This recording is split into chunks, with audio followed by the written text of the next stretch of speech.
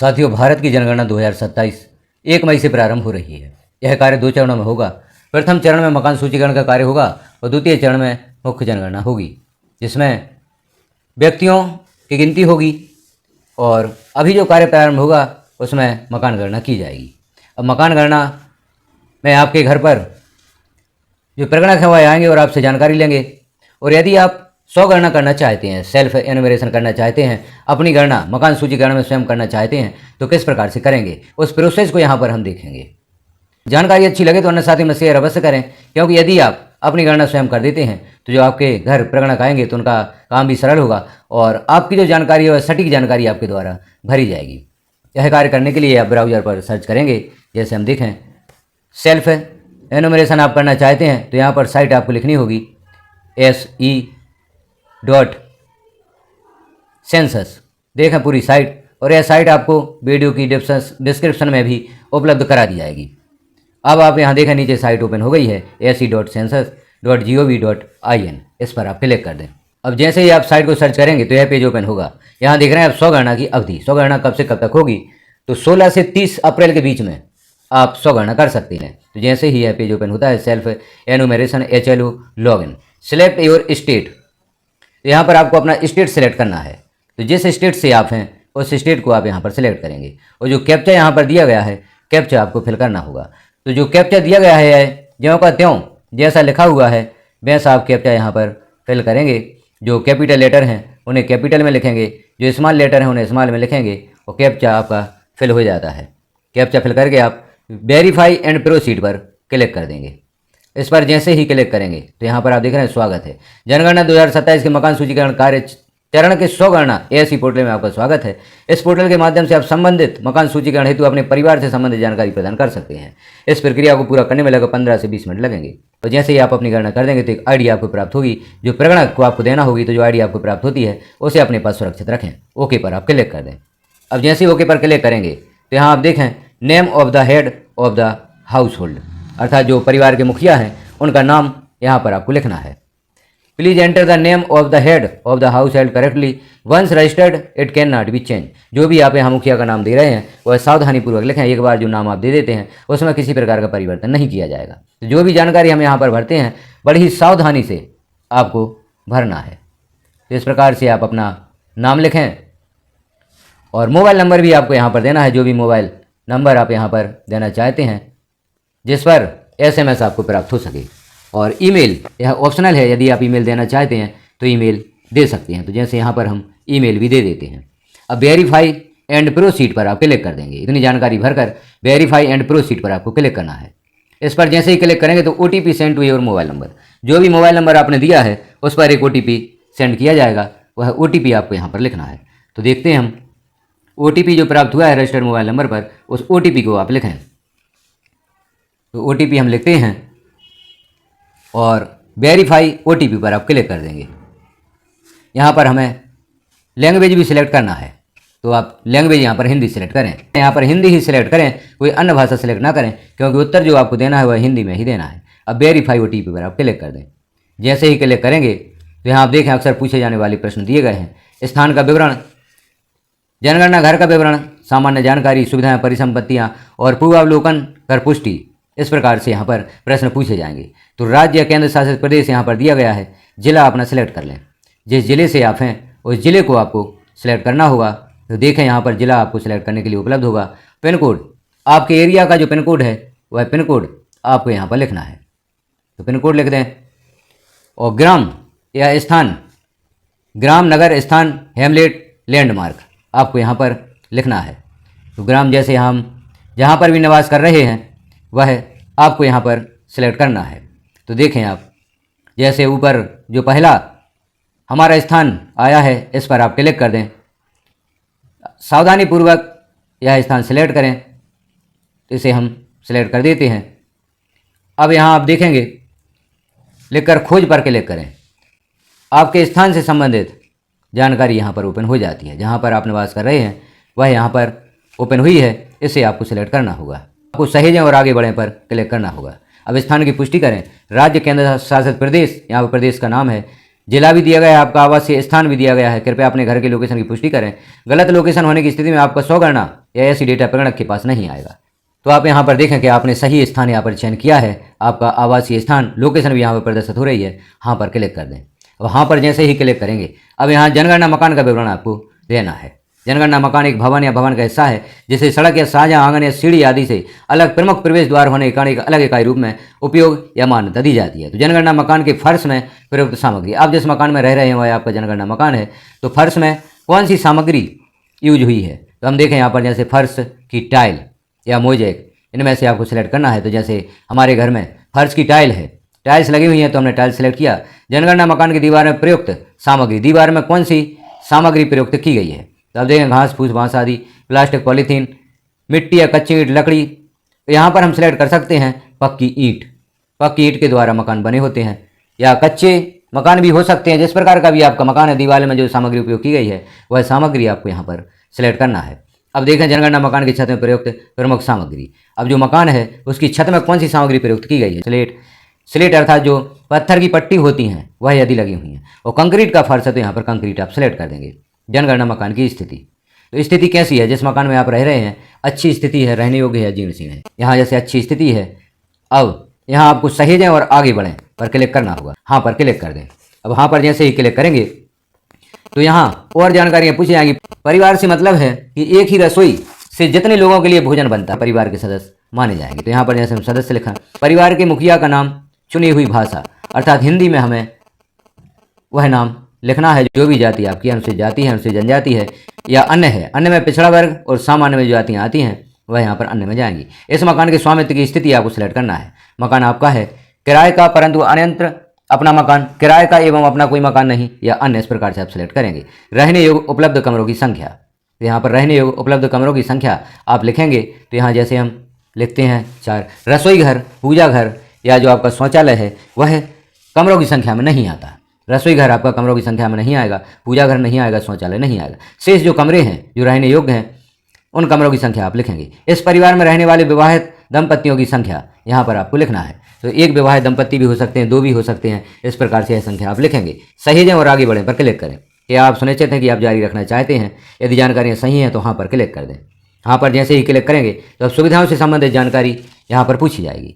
पेयजल का मुख्य स्रोत, नल का पानी उपचारित स्रोत, नल का पानी अनुपचारित स्रोत, कुआं, हैंडपंप, ट्यूबवेल।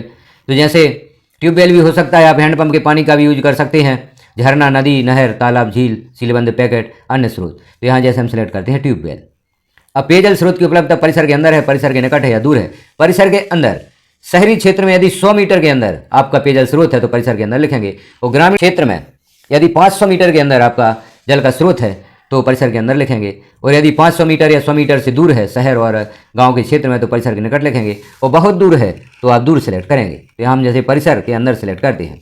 प्रकाश का मुख्य स्रोत, आजकल बिजली होता है तो यहाँ पर बिजली सेलेक्ट करें, और आपके यहाँ अन्य कोई स्रोत है तो उसे सिलेक्ट करेंगे।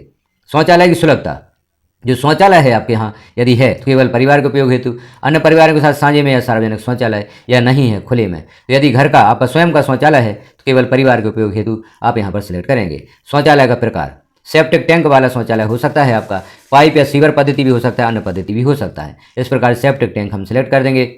गंदे पानी की निकासी किससे जुड़ी है? गंदा पानी अर्थात आपके रसोई घर का पानी, नहाने का पानी, कपड़े धोने का पानी, इसमें शौचालय का पानी शामिल नहीं होगा। तो यह पानी किस प्रकार की नाली में आप वाहित करते हैं, जैसे ढकी नाली में या खुली नाली में या किसी भी नाली में नहीं, तो इसे आप सिलेक्ट कर देंगे।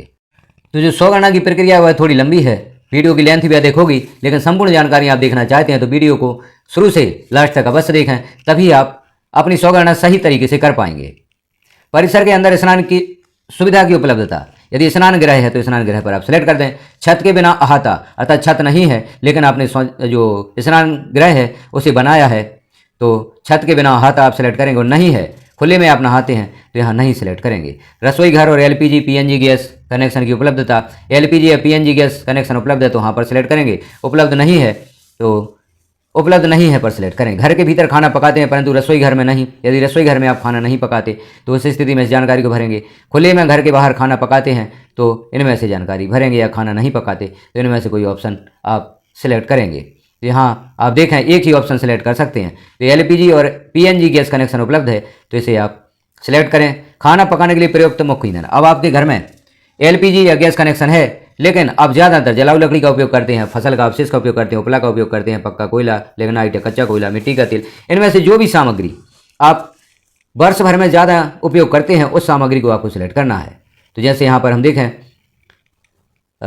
एलपीजी और पीएनजी, शहरी क्षेत्रों में एलपीजी पीएनजी का उपयोग ज़्यादा किया जाता है, ग्रामीण क्षेत्रों में उपले का उपयोग किया जाता है। तो जिस सामग्री का आप अधिक उपयोग करते हैं उसे आप यहाँ पर सिलेक्ट करेंगे, सहेजें और आगे बढ़ें पर आप क्लिक कर दें तो यह जानकारी भी आपकी सुरक्षित हो जाती है। अब अगली जानकारी आती है परिवार द्वारा धारित परिसंपत्तियाँ।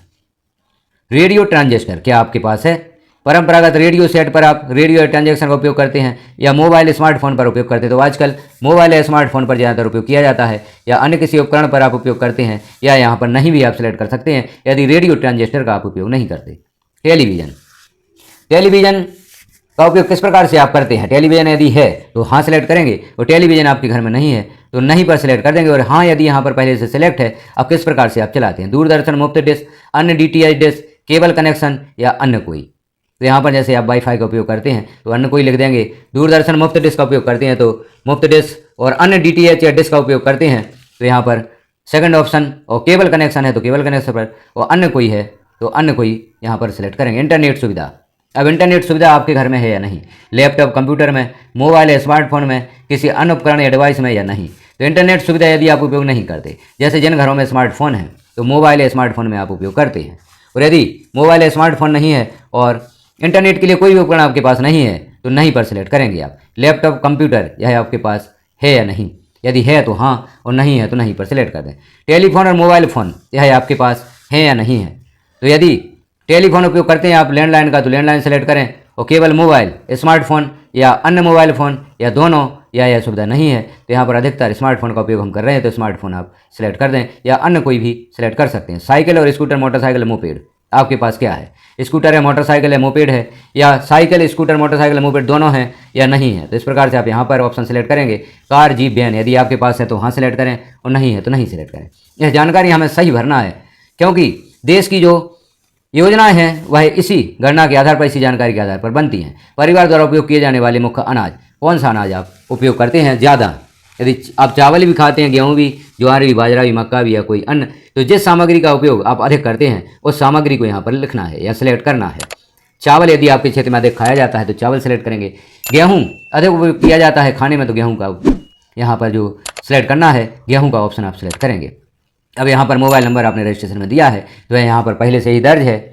अब यह जानकारी हमारी पूर्ण हो गई है, सहेजें और आगे बढ़ें पर आप क्लिक कर देंगे कि आप सुनिश्चित है कि आप जारी रखना चाहते हैं। हाँ पर आप क्लिक कर दें।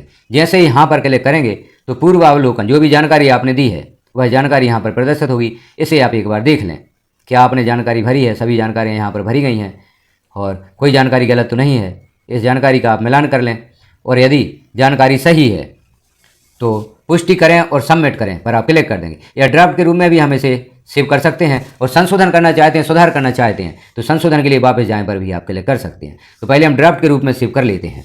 आपका डेटा ड्राफ्ट के रूप में सेव किया गया है। आप इस 30/4/2026 तक संपादन कर सकते हैं और अंतिम रूप से सबमिट कर सकते हैं। तो ओके पर आप क्लिक कर दें तो ड्राफ्ट के रूप में यह हमारा डेटा सेव हो जाता है। और इसे यदि आप सबमिट करना चाहते हैं, पुष्टि करें और सबमिट पर क्लिक कर दें। इस पर क्लिक करेंगे तो अंतिम रूप से सबमिट करने के बाद सबमिट किए गए डेटा में कोई बदलाव संभव नहीं होगा। क्या आप आगे बढ़ना चाहते हैं?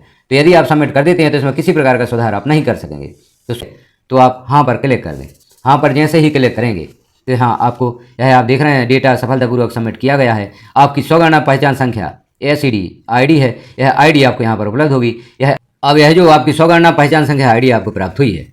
नीचे आप देखें सूचना, आपसे अनुरोध है अपना मकान सूचीकरण या चलो पूरा करने के लिए स्वगणना ID ऐसी ID को प्रगणक के साथ साझा करें। यदि नहीं तो प्रगणक द्वारा एक नई गणना की आवश्यकता हो सकती है। यदि आप यह ID उन्हें उपलब्ध नहीं करा पाए तो वह आपकी नई गणना करेंगे और यह आपकी गणना निरस्त हो जाएगी। यह स्वगणना पहचान संख्या आपके मोबाइल और ईमेल यदि प्रदान किया गया है पर भेज दी गई है। इससे संबंधित मैसेज भी आपको प्राप्त हो जाएगा। उस मैसेज को आप सुरक्षित रखें तो इसे आप प्रगणक को अवश्य दें। इसे वेरीफाई करेंगे तो आपकी स्वगणना मूल गणना में परिवर्तित हो जाएगी और आपकी मकान सूचीकरण हेतु गणना जो स्वगणना के रूप में आपने की है वह पूर्ण हो जाती है। तो जानकारी हमने देखी स्वगणना से संबंधित। कोई भी सदस्य संपूर्ण भारत में यदि अपनी स्वगणना करना चाहता है तो वह इस प्रकार से कर सकता है। यदि आप अपनी स्वगणना करते हैं तो यह सटीक जानकारी होगी, आपके द्वारा सही जानकारी दी गई होगी और जो प्रगणक आपके घर आएंगे उन्हें भी इस जानकारी को सबमिट करने में आसानी होगी और उनका समय भी रहेगा क्योंकि यह कार्य उन्हें भी एक निश्चित समय अवधि में पूर्ण करना है। इस जानकारी को आप देखें अन्य साथियों में शेयर करें ताकि अधिक से अधिक लोग अपनी स्वगणना स्वयं कर सकें। एक लाइक करें, जानकारी अच्छी लगी हो तो कमेंट करें और इस जानकारी को आपके पास जितने भी ग्रुप हैं उन ग्रुप्स में शेयर अवश्य करें ताकि सभी जो जनगणना सदस्य हैं उन्हें यह जानकारी प्राप्त हो सके और वह अपना कार्य पूर्ण कर सकें।